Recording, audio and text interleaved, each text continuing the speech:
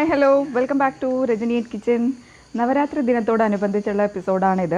അപ്പോൾ ബുക്കെല്ലാം പൂജയ്ക്ക് വെച്ചിട്ടുണ്ട്. അതിന് വേണ്ടിയിട്ടുള്ള പ്രസാദം ഉണ്ടാക്കുമ്പോൾ നിങ്ങൾക്കും കൂടെ അത് ഷെയർ ചെയ്യാമെന്ന് വിചാരിച്ചു. അപ്പോൾ ഇന്ന് ഞാൻ ഉണ്ടാക്കി കാണിക്കാൻ പോകുന്നത് കടും മധുരം അല്ലെങ്കിൽ നെയ് പായസം എന്ന് പറയുന്ന നമ്മളുടെ നല്ല അടിപൊളിയായിട്ടുള്ള ഒരു പായസമാണ് ഞാൻ നിങ്ങൾക്ക് കാണിക്കാൻ പോകുന്നത്. അപ്പോൾ എല്ലാവരും ട്രൈ ചെയ്യണം. ചിലപ്പോൾ നിങ്ങൾക്ക് ഈ നവരാത്രിയോടനുബന്ധിച്ച് തന്നെ നിങ്ങൾക്ക് ചിലപ്പോൾ ഉണ്ടാക്കാൻ പറ്റിയില്ലെങ്കിലും പിന്നീട് ഏതെങ്കിലും വിശേഷ ദിവസങ്ങളിൽ നിങ്ങൾക്ക് ഉണ്ടാക്കാൻ പറ്റിയ ഒരു റെസിപ്പിയാണിത് ഞാൻ കാണിക്കാൻ പോകുന്നത്. അപ്പോൾ ഇതാണ് എൻ്റെ കടും പായസം അല്ലെങ്കിൽ നെയ് പായസം എന്ന് പറയുന്നത്. അപ്പോൾ ഈ റെസിപ്പിയാണ് നിങ്ങൾക്ക് വേണ്ടി ഞാനിന്ന് ഷെയർ ചെയ്യാൻ പോകുന്നത്. അപ്പോൾ എല്ലാവരും കാണണം. ഇഷ്ടമായെങ്കിൽ ലൈക്ക് ചെയ്യാനും കമൻറ്റ് ചെയ്യാനും ഫ്രണ്ട്സിനും ഫാമിലിയിലൊക്കെ ഷെയർ ചെയ്യാനും മറക്കരുത്. ഉണ്ടാക്കി നോക്കുക, തീർച്ചയായും ഇഷ്ടമാവും കേട്ടോ. അപ്പോൾ നല്ല പ്രാർത്ഥനയോടുകൂടെ നമ്മൾക്ക് ഈ റെസിപ്പി അങ്ങ് ഉണ്ടാക്കാൻ തുടങ്ങിയാലോ. അപ്പോൾ ഇന്നിപ്പോൾ എല്ലാവർക്കും ഈ ഒരു കൊറോണ കാലഘട്ടത്തിൽ നമ്മൾക്ക് വീട്ടിൽ തന്നെ ബുക്കെല്ലാം വെക്കേണ്ട ഒരു അവസ്ഥയാണ്. അപ്പോൾ അങ്ങനെ ഒരു അവസരം നമ്മൾക്ക് ഉണ്ടായതിൽ നമുക്ക് ഈ ചിട്ടവട്ടങ്ങൾ എന്തൊക്കെയാണ് എന്നുള്ളത് മനസ്സിലാക്കാനുള്ള ഒരു സാഹചര്യം കൂടെ നമുക്ക് ദൈവം ഒരുക്കി തന്നിരിക്കുകയാണെന്ന് വിചാരിക്കാം. എല്ലാം നല്ലതിനാന്ന് വിചാരിക്കാം അല്ലേ. ഞങ്ങൾ ബുക്ക് ഒപ്പം തന്നെ മോള് ഡാൻസൊക്കെ പഠിക്കുന്നത് കാരണം ചിലങ്കയൊക്കെ പൂജിക്കാൻ വെച്ചിട്ടുണ്ട്. അപ്പോൾ ഈ ഒരു പ്രാർത്ഥനാ നിർഭരമായ ഒരു അവസ്ഥയാണ് നമ്മൾക്ക്. ഇങ്ങനെയുള്ള ആഘോഷങ്ങളെല്ലാം നല്ലത് വരട്ടെ, തിന്മയിൽ നിന്ന് നല്ലതിലേക്കുള്ളൊരു യാത്ര. അപ്പോൾ ഞാനിവിടെ പാൻ അടുപ്പത്ത് വെച്ചു, ചൂടാക്കിയിട്ടുണ്ട്. അതിലേക്ക് നെയ്യാണ് ഒഴിക്കാൻ പോകുന്നത്. 1 ടീസ്പൂൺ നെയ്യ് ഒഴിച്ചിട്ട് അതിലേക്ക് കശുവണ്ടിയും കിസ്മിസും ഒക്കെ നമുക്ക് വറുത്തെടുക്കാം. അപ്പോൾ നെയ്യ് നമുക്ക് ഇഷ്ടമുള്ള അളവിൽ ഉപയോഗിക്കാം. ഇനി ഇടയ്ക്കിടയ്ക്കൊക്കെ നെയ്യ് നമുക്ക് ഉപയോഗിക്കേണ്ടതുണ്ട്. അത് കാരണം ഇത് കശുവണ്ടിയൊക്കെ വറക്കാനായിട്ട് നമുക്ക് ഇത്രയും നെയ്യ് മതിയാവും. പിന്നെ ഉരുളിയിലാണ് ചെയ്യുന്നത് പലരും. അതുതന്നെയാണ് ട്രഡീഷണലി നമ്മൾക്ക് അറിയാവുന്നുള്ളൊരു കാര്യം. പിന്നെ എൻ്റെ കയ്യിൽ ഇപ്പോൾ ഉരുളി ഇല്ലാത്തത് കൊണ്ട് ഓട്ടുരുളി ആണെങ്കിൽ അത്രയും നല്ലതല്ലേ. അപ്പോൾ ഞാൻ ഇന്ന് പാനിലാണ് ചെയ്യുന്നത്. അപ്പോൾ കശുവണ്ടി ക്രഷ് ചെയ്തിട്ട് വേണമെങ്കിൽ ചെറിയ ചെറിയ കഷ്ണങ്ങളാക്കി ഇടാം. 1നെ 2ആക്കി പിളർന്നൊക്കെ നമുക്ക് കശുവണ്ടി വറക്കാവുന്നതാണ്. അപ്പോൾ അത് ഓരോരുത്തരുടെ ഇഷ്ടം പോലെ ചെയ്തോളൂ. ഇനി നമ്മൾക്ക് ഇതൊന്ന് ചൂടായി വന്ന ശേഷം കിസ്മിസ് നല്ലോണം കഴുകി വൃത്തിയാക്കിയൊക്കെ ഞാൻ എടുത്തു വച്ചിരിക്കുവാണ്. അപ്പോൾ അതും ഒന്ന് ഇങ്ങനെ വീർത്തു വരും. ആ സമയത്ത് കരിയാതെ തന്നെ വേഗം നമുക്കത് മാറ്റി വയ്ക്കാം. ഞാൻ ഓൾറെഡി അരി കഴുകി ഞാൻ വെച്ചിട്ടുണ്ട്. ഉണക്കലരിയാണ് ഞാനിവിടെ ഉപയോഗിച്ചിരിക്കുന്നത്. അപ്പോൾ അത് ഒന്ന് കഴുകി അതിന് ശേഷം അതിലെ വെള്ളം മുഴുവൻ വാർന്നു പോവാനായിട്ട് മാറ്റി വെച്ചിട്ടുണ്ട്. അപ്പോൾ ഇത് റെഡി ആയിട്ടുണ്ട്. നമുക്ക് കശുവണ്ടിയും കിസ്മിസും ഒക്കെ നമുക്ക് വേറൊരു പ്ലേറ്റിലേക്ക് മാറ്റാം. ഇനി ബാക്കി വന്ന ഇതേ നെയ്യിലേക്ക് വേണമെങ്കിൽ 1 ടീസ്പൂൺ കൂടെ നെയ്യ് ഒഴിക്കാം. അല്ലാന്നുണ്ടെങ്കിൽ ബാക്കിയുള്ള അത്ര നെയ്യ് മാത്രം മതി എന്നുണ്ടെങ്കിൽ അതിലേക്ക് ഈ കഴുകി വാരി വെള്ളം വാലാൻ വെച്ചിരിക്കുന്ന ഈ ഒരു ഗ്ലാസ്സിലാണ് ഞാൻ അരി എടുത്തിട്ടുള്ളത്. അപ്പോൾ ഇത് വെച്ചിട്ടാണ് ഞാൻ പായസം ഉണ്ടാക്കാൻ പോകുന്നത്, കടും മധുരം. ഓക്കെ, അപ്പോൾ ഞാൻ ഇതിലേക്ക് ഇടാൻ പോകുന്നു. അപ്പോൾ ഇത് തന്നെ ചെറുതായിട്ട് അപ്പോൾ സ്ലോ ഫ്ലെയിമിൽ വെച്ചിട്ട് നമുക്ക് ചെറുതായി ഒന്ന് ചൂടാക്കി കൊടുക്കാം. ഇനി ഇത് പൊരി പോലെ മുരിഞ്ഞൊന്നും വരണ്ട കേട്ടോ. അപ്പോൾ ഞാൻ വേറൊരു പാത്രത്തിലേക്ക് അരി എടുത്ത അതേ ഗ്ലാസ്സിൽ തന്നെ 3.5 ഗ്ലാസ് ഞാൻ വെള്ളം വെച്ചിട്ടുണ്ട്. അപ്പോൾ നല്ലോണം തിളച്ച് വരട്ടെ. അപ്പോൾ കുക്കറിലും അതുപോലെ ഞാൻ കുറച്ച് വെള്ളം ഒഴിച്ചിട്ടുണ്ട്. ഇനി ഇതിലേക്കാണ് നമ്മൾ അരി ഇറക്കി വെച്ച് വേവിക്കാൻ പോകുന്നത്. അപ്പോൾ ഇത് വെള്ളം നല്ലോണം, കാരണം ഞാൻ വെള്ളം തിളപ്പിച്ചതിലേക്ക് അരി ഇടാൻ പോകുന്നതിൻ്റെ കാരണം എന്താണെന്ന് വെച്ചാൽ, ഒന്ന് നമ്മൾ റോസ്റ്റ് ചെയ്ത അരിയാണ്.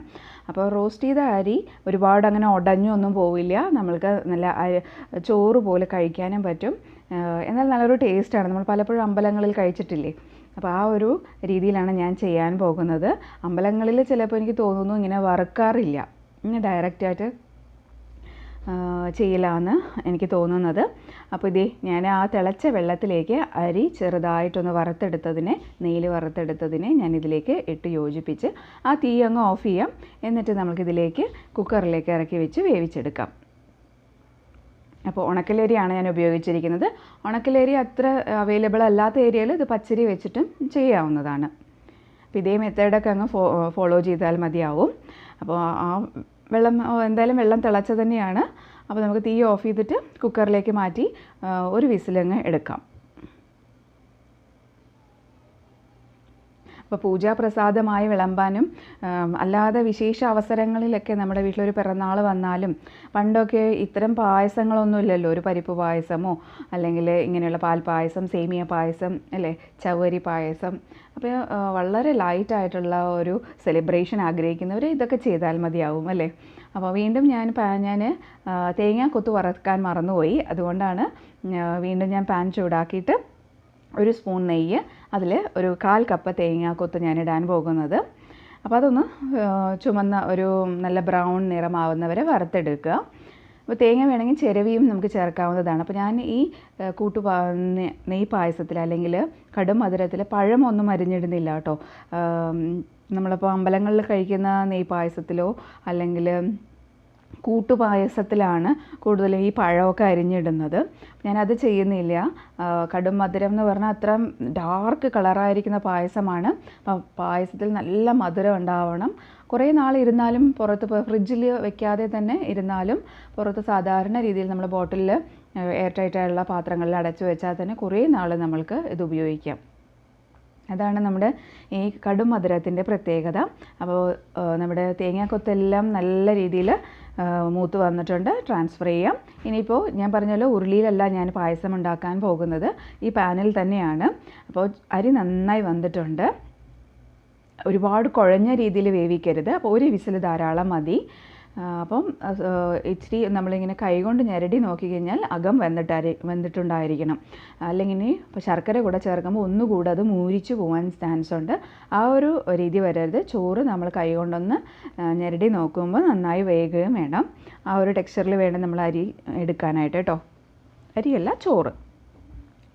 അപ്പം ഈ സമയത്ത് നമ്മൾക്കിപ്പോൾ ഒട്ടും വെള്ളമൊന്നുമില്ല, ഇനി വെള്ളം വറ്റിച്ച് കളയാനൊന്നും ഇല്ല അതിനകത്ത്. ഇനി ശർക്കര പാവ് ഒഴിക്കാം. ഞാനൊരു 1/2 ലിറ്റർ ശർക്കര, 1/2 കിലോ ശർക്കരയാണ് ഞാനിവിടെ പാവാക്കി വെച്ചിരിക്കുന്നത്. ഒരു ഗ്ലാസ് വെള്ളത്തിൽ 1/2 കിലോ ശർക്കര ഞാൻ പാവാക്കി വെച്ചിട്ടുണ്ട്. അപ്പോൾ അത് അരിച്ചൊഴിക്കുകയാണ്. ചിലപ്പോൾ അതിൽ കരട് എന്തെങ്കിലും ഉണ്ടെങ്കിൽ അത് പോവട്ടെ എന്നുള്ള രീതിയിൽ. അപ്പോൾ നല്ല ഡാർക്ക് കളറ് ശർക്കരയാണ് കേട്ടോ. ഇനി നമ്മുടെ അരിയുടെ ഈ കുത്തരിയുടെ ഒരു ഇച്ചിരി ലൈറ്റ് ഒരു പിങ്ക് എന്നൊക്കെ പറയാം, ആ കളറെല്ലാം മാറി ശർക്കരയുടെ അതേ കളറ് നമ്മുടെ പായസത്തിനും ഒപ്പം നമ്മുടെ അരി നല്ല കളർ ചേഞ്ച് വരണം. ആ ശർക്കരയുടെ ഫുള്ളും നമ്മുടെ അരിയിലേക്ക് അബ്സോർബ് ചെയ്യണം. അതുവരേത്തേക്കും നമുക്ക് നല്ലവണ്ണം ഹൈ ഫ്ലെയിമിലിട്ടിട്ട് തിളപ്പിക്കുകയാണ് വേണ്ടത്. അപ്പോൾ നല്ലവണ്ണം തിളയ്ക്കുമ്പോൾ തന്നെ ഇളക്കി കൊടുക്കുക.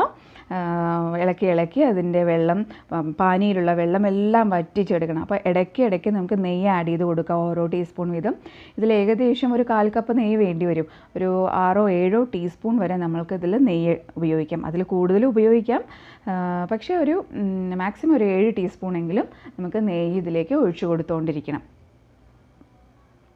അപ്പോൾ ടോട്ടൽ പറയുകയാണെങ്കിൽ 7 ടീസ്പൂണാണ് കേട്ടോ. അതായത് ഇപ്പോൾ ആദ്യം നമ്മൾ കശുവണ്ടി അണ്ടിപ്പരിപ്പും കശുവണ്ടിയും കിസ്മിസും തേങ്ങാക്കൊത്തും വറുത്തല്ലോ, അതിൽ നമ്മൾ 1-2 ടീസ്പൂൺ ഉപയോഗിക്കാം.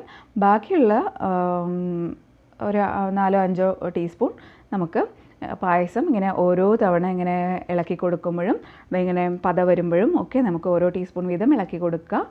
നന്നായി യോജിപ്പിക്കുക. വെള്ളം നല്ലോണം വറ്റിക്കുക. വെള്ളം വറ്റി വരും തോറും നെയ്യ് ഉപയോഗിക്കുമ്പോൾ ആ ലിക്വിഡ് ഫോം അവിടെ തന്നെ നിൽക്കും, പിന്നീട് കട്ടിയാവില്ല. അതുകൂടെ ഗുണമുണ്ട് ഈ നെയ്യ് ഒഴിക്കുന്നതിൽ. വെള്ളം വറ്റി പോകുമ്പോൾ പായസം അങ്ങനെ കുറുകി അങ്ങനെ പാവ അങ്ങനെ നമ്മുടെ അരിയിലേക്ക്, നമ്മുടെ ചോറ് അരിയിലേക്ക് അങ്ങ് പിടിച്ചിരിക്കും. അപ്പോൾ പിന്നെ കഴിക്കുമ്പോൾ കട്ടയായിട്ടായിരിക്കും. അപ്പോൾ അത് ഒഴിവാവാനും ഈ നെയ്യ് ഇടയ്ക്കിടയ്ക്ക് ഉപയോഗിക്കുന്നതുകൊണ്ട് ആ ഒരു ലൂസ് ഫോം നമുക്ക് ആറിക്കഴിഞ്ഞാലും കിട്ടാനുള്ള സാധ്യത കൂടുതലാണ്. അത് കാരണമാണ് നെയ്യ് കൊടുക്കുന്നത്. ഓക്കെ. അപ്പോൾ പത നല്ലോണം ഒരുപാട് നല്ല വലിയ പത ആദ്യം വന്നിരുന്നു. അപ്പോൾ വെള്ളത്തിൻ്റെ അംശം കുറഞ്ഞു എന്നുള്ളതാണ്. പതയുടെ വലിപ്പം കുറഞ്ഞു തുടങ്ങിയിട്ടുണ്ട്. അപ്പോൾ ഇതുപോലെ നല്ലോണം കുറുക്കിയെടുക്കുക. ഉരുളിയിലാണെങ്കിൽ പെട്ടെന്ന് തന്നെ പാകമായിട്ടുണ്ടാവും, ചൂട് നല്ലോണം നിൽക്കുന്നത് കാരണം. പാനിലായതുകൊണ്ട് കുറച്ചുകൂടെ നമുക്ക് സമയം വേണ്ടി വരുന്നു. ഹൈ ഫ്ലെയിമിലിട്ടിട്ട് തന്നെ അത് വറ്റിച്ചെടുക്കുക. അതേ ഇപ്പോൾ ഞാനൊരു 2 ടീസ്പൂൺ നെയ്യ് ഒഴിച്ചിട്ടുണ്ട്. അപ്പോൾ വീണ്ടും നന്നായി യോജിപ്പിച്ചിട്ട് വളരെ ലൈറ്റായിട്ടുള്ള പതയാണ് ഇപ്പോൾ വരുന്നത്, ബബിൾസ് എന്ന് പറയാം. അപ്പോൾ അത് വളരെ ചെറുതാണ് വരുന്നത്. അപ്പോൾ നല്ലോണം വെള്ളം അതിൽ കുറഞ്ഞിട്ടുണ്ട്. ഓക്കെ, അപ്പോൾ അങ്ങനെ വെള്ളമൊക്കെ വറ്റിച്ചെടുത്ത് കഴിഞ്ഞാൽ നമ്മുടെ ഏകദേശം പരിപാടി തീരാനായി. ആറിയാലും കഴിക്കാനുള്ള നല്ലൊരു ടേസ്റ്റായിട്ടുള്ള പായസമാണെന്ന് പ്രത്യേകിച്ച് പറയേണ്ട കാര്യമില്ല. നമ്മളെ കേരളീയർക്ക് ഏലക്കയാണ് ഞാനിപ്പോൾ ഇട്ടത്. ഒരു 6 ഏലക്ക പൊടിച്ചെടുത്തത്, അവൻ്റെ തൊലിയെല്ലാം കളഞ്ഞു, എന്നിട്ടൊന്ന് പൊടിച്ചെടുത്തതാണ് ഞാൻ ചേർത്തിരിക്കുന്നത്. പിന്നെ കശുവണ്ടി, കിസ്മിസ്, ഒപ്പം തേങ്ങാക്കൊത്ത് വറുത്തതും ഒക്കെ ചേർത്തു. നിങ്ങളിൽ കൽക്കണ്ടം ഉണ്ടെങ്കിൽ കൽക്കണ്ടം വേണമെങ്കിൽ പൊടിച്ചിടാവുന്നതാണ്. അപ്പോൾ അതും കൂടെ ചേർത്ത് കഴിഞ്ഞാൽ നല്ലൊരു പായസം റെഡി ആയിട്ടുണ്ട്. നമുക്ക് ഈ സമയത്ത് തീ ഓഫ് ചെയ്ത് കൊടുക്കാം. അപ്പം നമ്മൾക്ക് സാധാരണ ഒരു പിറന്നാൾ